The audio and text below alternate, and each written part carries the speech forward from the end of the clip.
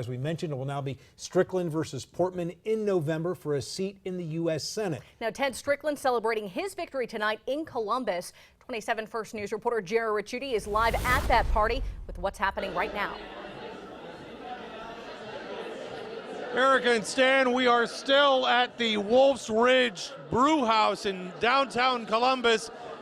Governor Ted Strickland isn't here any longer. He's on his way to Cleveland, but the crowd, as you can see, is still going pretty strong this evening. Ted Strickland won a fairly lopsided victory over two different opponents, P.G. Sittenfeld and Kelly Prather, both from the Cincinnati area.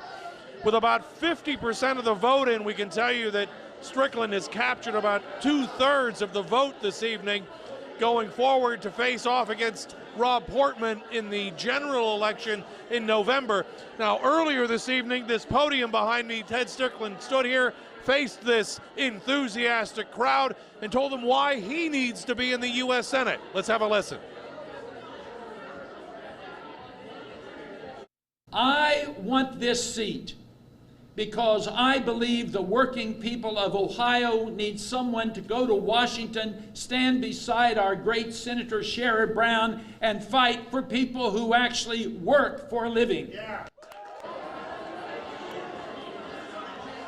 Now, as we said, Ted Strickland is on his way to an appearance in Cleveland. He'll be there first thing tomorrow morning.